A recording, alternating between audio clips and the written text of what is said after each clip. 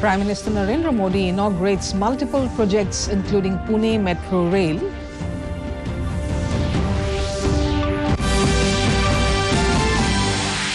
Inland vessel carrying over 200 metric ton food grains reaches Pandu Ghat, Guwahati.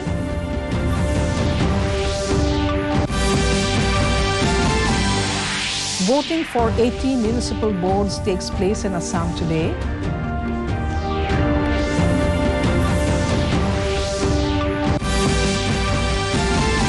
Hundred Assamese students reach India safely from Ukraine, while over 40 Meghalayan students too arrive safely.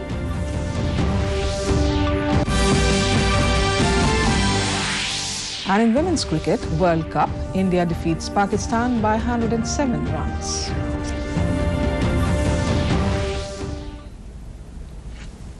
Good evening, viewers. Welcome to the Northeast News Bulletin. This is Jolly Khoikia Gogoi bringing to you the stories in detail. Prime Minister Narendra Modi in multiple events today inaugurated the Pune Metro Rail project. In an endeavour to provide world-class infrastructure, Modi inaugurated the 12-kilometre stretch of the total 32.2-kilometre metro rail project. He further unveiled the 9.5 feet tall statue of Shri Chhatrapati Shivaji Maharaj in the premises of Pune Municipal Corporation.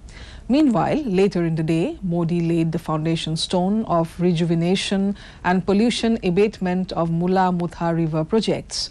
At a project cost of more than 1,080 crore rupees, a total of 11 sewage treatment plants will be constructed under the project.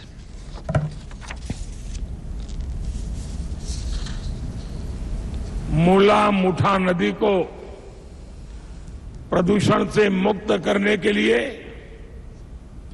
1100 crore रुपए के project पर भी काम आरंभ हो रहा है।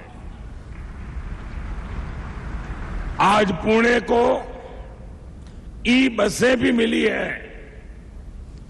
बानेर में ई बस के डिपो का उद्घाटन हुआ है और इन सबके साथ, और मैं उषा जी को अभिनंदन देता हूं, आज पुणे के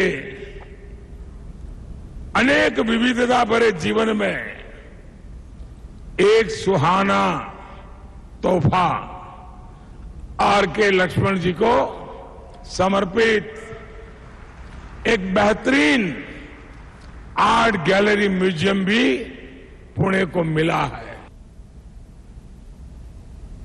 Home Minister Amit Shah lauded the role of the Central Industrial Security Force, CISF personnel during the coronavirus pandemic for risking their lives and taking care of fellow Indians returning from abroad.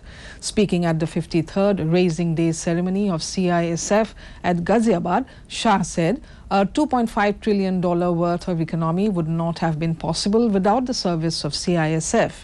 He further urged CISF to prepare a roadmap of next 5 years, as there will be huge expansion in the private sector and India will soon become a $5 trillion economy. He also awarded the President's Police Medals for meritorious service.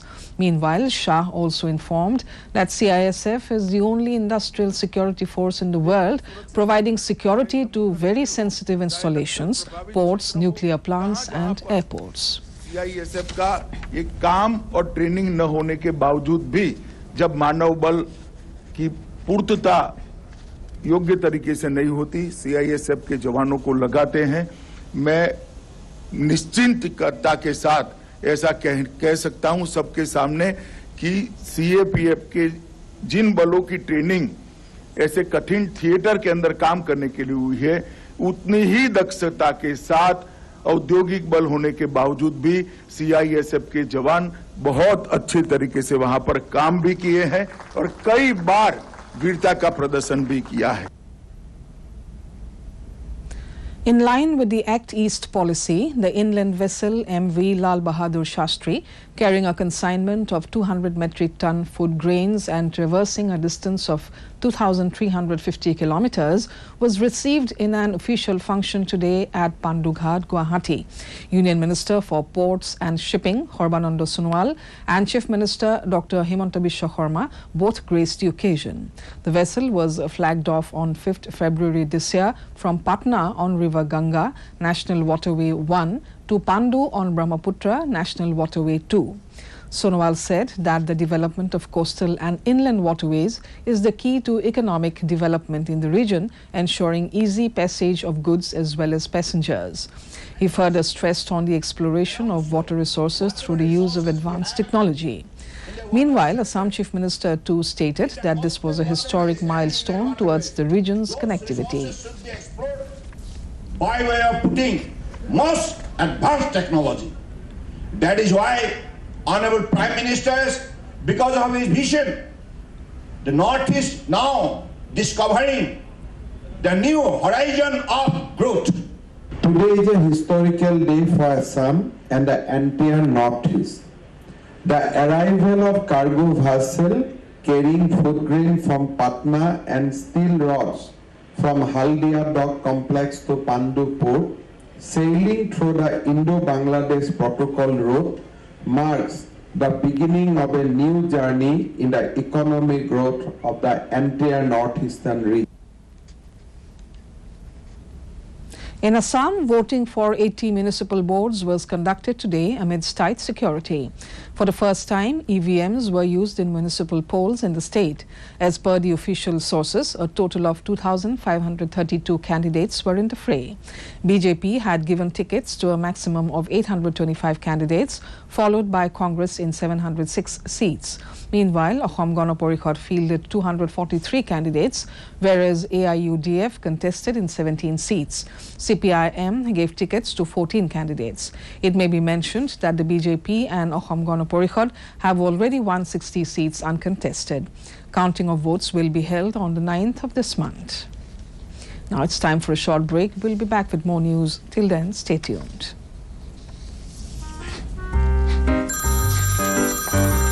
Sir आपका KYC update करना है, नहीं तो account और ATM card block हो जाएगा। सावधान सावधान। 2.5 करोड़ का इनाम मुझे। देखिए, अनजाने कॉल्स, फर्जी ईमेल्स, लिंक्स और जाली ऐप से अपना पिन, ओटीपी, पासवर्ड कभी भी किसी के साथ शेयर न करें। आप रहेंगे सावधान तो नहीं होगा नुकसान। आरबीआई कहता है, जानकार बनिए, सतर्क रहिए। Welcome back. In an important development, Assam Chief Minister Himanta Biswa Sarma announced that altogether 100 students from Assam studying in Ukraine have been evacuated. Taking to his Twitter handle, Sharma said that the students were received today by officials of Assam Bhavan, New Delhi, where they will stay until their return tickets to Guwahati are arranged. Meanwhile, Meghalaya Chief Minister Conrad Sangma too in this regard said that out of the 43 students from the state studying in Ukraine, 41 have safely reached India while 4 landed this morning. He further tweeted that one currently in Budapest may be flown back today, while one decided to stay in Ukraine in a safe location with relatives. Sangma further expressed his gratitude towards the Prime Minister and the Government of India for their continuous support. Tripura Chief Minister Biplab Kumar Deb inaugurated the mega blood donation camp and health fair organized by Nibedita Club at Agartala today. Taking to his Twitter handle, he said that such camps are the best way to meet the supply of blood in local hospitals. He further urged the eligible blood donors to take part in blood donation camps and do their bit for the society. In Arunachal, a 2-day international tribal film festival at Dirang is underway. Inaugurated yesterday, the festival is organized by Government of Arunachal and supported by Ministry of Information and Broadcasting, India. The festival showcases tribal culture and art. Meanwhile, lauding the initiative, Arunachal Chief Minister Pema Khandu tweeted that it is through such festivals an aim to make Arunachal a potential destination for filmmaking can be achieved. In the Women's World Cup cricket, India defeated Pakistan by 107 runs in their opening encounter at Bay Oval in New Zealand. India scored 244 runs for 7 wickets. Smriti Mandhana, Sneha Rana and Pooja Vastrakar scored half centuries each to propel the innings total past the 240 runs mark, while Rana and Pooja added 100 runs for the 7th wicket. Meanwhile, Rajeshwari Gaikwad claimed 4 wickets, while Jhulan Goswami and Sneha Rana claimed 2 wickets each. Pakistan was bowled out in 37 overs with a score of 137 runs. It may be mentioned that no Asian country has won the Women's One-Day International World Cup before. In men's cricket, India registered a thumping win against Sri Lanka in the first test match at Mohali by an innings and 222 runs to take a 1-0 lead in the 2-match test series. Ravindra Jadeja was announced man of the match for his all-round performance. He scored unbeaten 175 runs and snared 9 wickets across both innings. Earlier, India enforced a follow-on after bowling out Sri Lanka for just 174 in the first innings. Meanwhile, the next match in the series is scheduled for 12th March at Bengaluru. In Meghalaya, under the Azadi Ka Amrit Mahotsav to celebrate the glorious history of its people, culture and achievement, the Ministry of Information and Broadcasting, Regional Outreach Bureau, Meghalaya and Tripura held a program at Umsning Town Darbar Auditorium Hall, Umsning. Deputy Commissioner Rebhoy Arpit Upadhyay graced the occasion as chief guest, while Block Development Officer Umsning Raja Brahma was the guest of honor. The celebrations included an exhibition of photographs of freedom fighters and performance by the local troupe Snap Paka. In the COVID-19 update for Northeast, Arunachal Pradesh has reported 73 active cases, even as discharged cases stand at 64,097. The tally for the dead is 296. In Assam, the active caseload is 89, while the cured cases account for 7,16,084. The death toll is 6,639. Manipur has 268 active cases, even as released cases account for 1,34,506. The death toll has touched 2,114. Meghalaya has recorded 147 active cases, even as discharged cases are 91,852. The tally for the dead is 1,583. With a caseload of 4,615 active cases, Mizoram has reported 2,12,329 discharged cases, even as the dead account for 662. With 62 active cases, Nagaland has 34,600 discharged cases, even as the death toll is 757. Sikkim has 37 active cases, followed by 38,607 discharged cases, even as the tally for the dead is 443.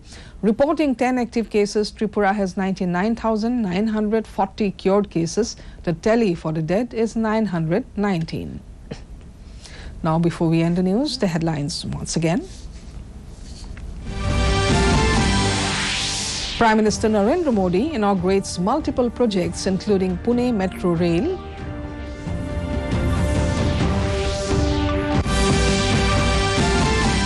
Inland vessel carrying over 200 metric ton food grains reaches Pandu Ghat, Guwahati.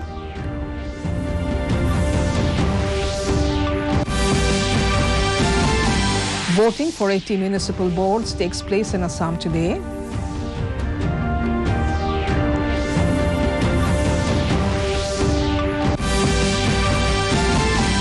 Over 100 Assamese students reach India safely from Ukraine, while over 40 Meghalayan students too arrive safely.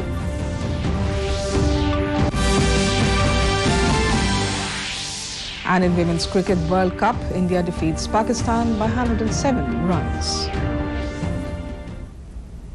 And that brings us to the end of this evening's bulletin. Thank you for tuning in. Namaskar.